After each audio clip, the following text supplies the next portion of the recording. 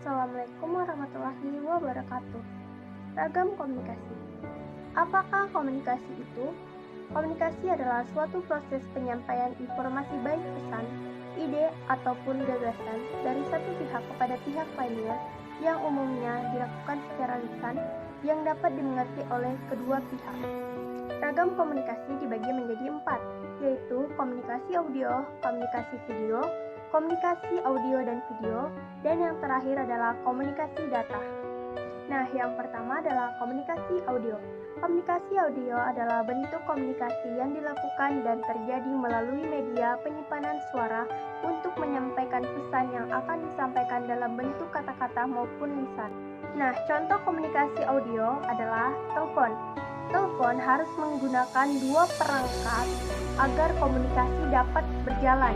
Telepon menggunakan sinyal gelombang radio yang diubah ke data audio. Nah, yang kedua ada radio. Jika telepon membutuhkan dua perangkat agar terhubung, maka radio cukup satu. Karena radio hanya bisa bertindak sebagai klien penerima data dan tidak bisa menjadi server pengirim data. Untuk server tersendiri membutuhkan alat khusus yang membuat frekuensi audio agar bisa memancarkan sinyal radio dan dapat diterima oleh radio. Yang kedua adalah komunikasi video. Komunikasi video adalah bentuk komunikasi yang dilakukan dan terjadi melalui media visual tanpa melibatkan suara. Manfaat dari komunikasi video.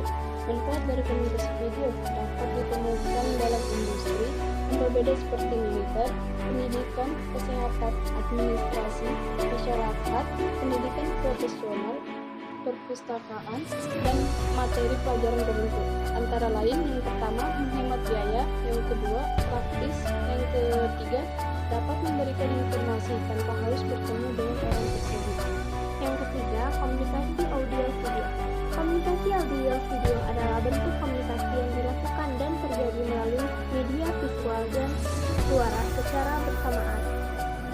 Syarat untuk terjadinya sebuah komunikasi audio video adalah harus dapat dilihat sekaligus didengar. Jadi untuk mengakses informasi yang disampaikan digunakan indera penglihatan dan indera pendengaran. Contoh komunikasi audio video. Yang pertama, film.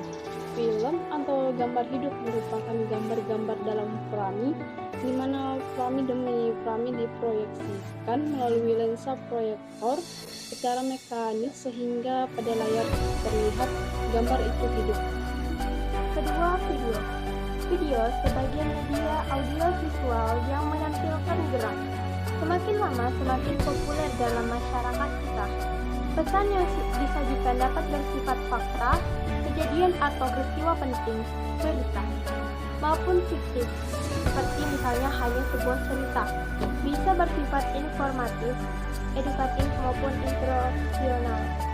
Ketiga, terakhir yaitu adalah televisi. Televisi adalah sistem elektronik yang mengirimkan gambar diam dan gambar hidup bersama suara melalui kabel dan ruang. Yang keempat, komunikasi data. Komunikasi data adalah bentuk komunikasi pengiriman atau penerimaan data menggunakan kode-kode melalui media transmisi. Media transmisi yang pertama adalah simplex atau satu arah. Simplex adalah komunikasi yang tidak memungkinkan penerima atau pengirim saling bertukar informasi. Pada komunikasi ini, sinyal-sinyal dikirim hanya satu arah saja dalam waktu yang bersamaan. Yang kedua, duplex atau dua arah. Duplex adalah komunikasi data yang dilakukan menggunakan dua arah, di mana antara penerima dan pengirim dapat saling bertukar informasi dan saling berkomunikasi. Yang terakhir adalah full duplex atau dua arah secara bersamaan. Metode ini memungkinkan komunikasi antara kedua belah pihak dapat saling berbagi informasi dan berkomunikasi secara interaktif dalam waktu yang bersamaan. Alat komunikasi yang menggunakan metode ini adalah telepon, handphone, dan sebagainya. Tujuan komunikasi data adalah 1. Efisiensi pengiriman data dalam jumlah besar atau tanpa kesalahan dan ekonomi. Kedua, memungkinkan penggunaan sistem komputer dan peralatan independen dari jauh, remote computer use. ketiga, mempercepat penyebaran informasi atau accessibility. 4. Mendukung manajemen dalam hal kontrol karena kemungkinan penggunaan sistem komputer secara terpusat maupun tersebar. Yang kelima, memungkinkan pengelolaan data dan pengaturan data yang ada dalam berbagai macam sistem komputer. Yang keenam, mengurangi waktu untuk pengelolaan data. Yang ketujuh, mendapat data langsung dari sumbernya atau memperoleh data bisnis selagi data tersebut dibuat atau online. Yang kedelapan, mempercepat penyebaran informasi. Sekian dari kami. Mohon maaf bila ada kesalahan dalam pengucapan atau tutur kata. Wassalamualaikum warahmatullahi